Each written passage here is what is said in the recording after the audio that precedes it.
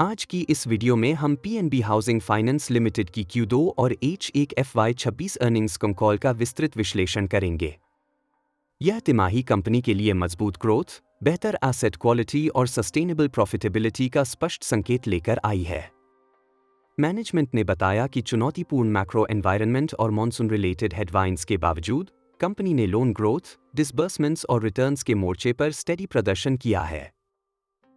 Q2 FY26 में company ने लगभग 6,000 करोड़ रुपए के डिसबर्समेंट्स दर्ज किए, जो सिक्वेंशियल बेसिस पर करीब 20% की बढ़ोतरी है।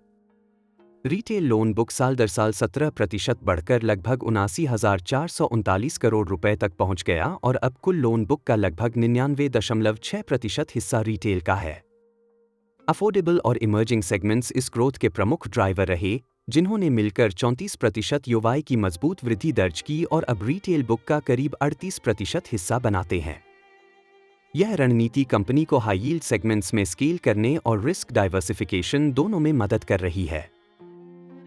एसेट क्वालिटी की बात करें तो Q2 FY26 में ग्रोस NPA घटकर 1.04% पर आ गया, जो पिछले वर्ष की समान अवधि में 1.24% था।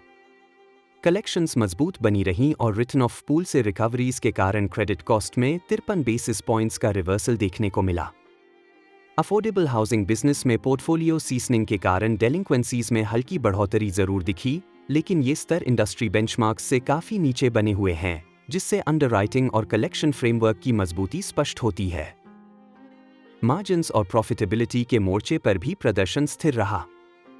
स्प्रेड Q2 FY26 में 2.26% तक सुधरा, जबकि NIM 3.67% के आसपास रेंज बाउंड रहा।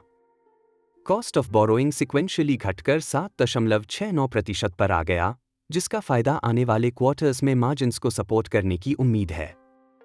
Q2 FY26 में नेट इंटरेस्ट इनकम लगभग 765 करोड़ रुपए रहा और पैट 582 करोड़ रुपए तक पहुंच गया, जो साल दर साल 24% की ग्रोथ दर्शाता है। रिटर्न ऑन एसेट्स 2.73% और रिटर्न ऑन इक्विटी 13.14% पर रहा, जो हाउसिंग फाइनेंस स्पेस में हेल्दी प्रॉफिटेबिलिटी को दर्शाता है। अफोर्डेबल हाउसिंग यानी रोशनी बिजनेस में कंपनी ने शानदार ट्रैक्शन दिखाई है।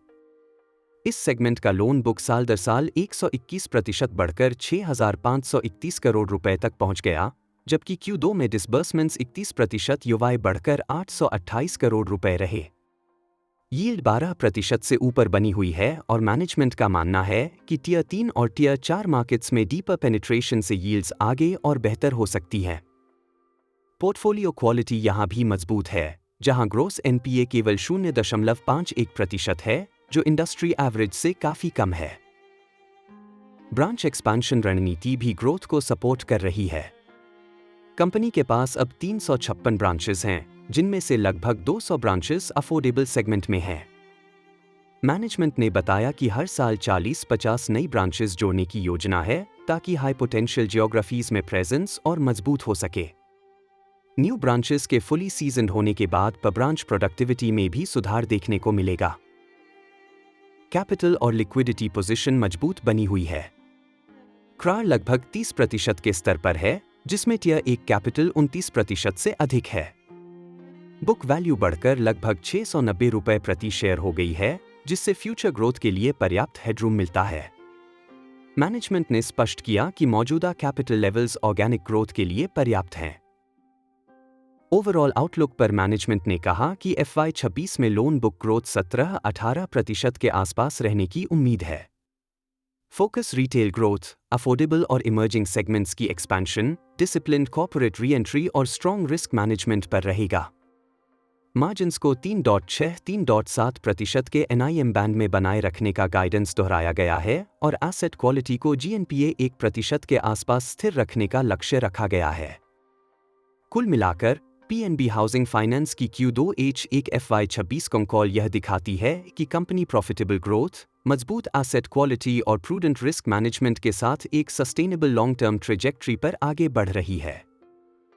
अंत में एक महत्वपूर्ण डिस्क्लेमर, यह वीडियो केवल शैक्षणिक उद्देश्य के लिए बनाया गया है। यह किसी भी प्रकार की निवेश सलाह नहीं है। निवेश से पहले कृपया SEBI रजिस्टर्ड इन्वेस्टमेंट एडवाइजर से सलाह अवश्य लें।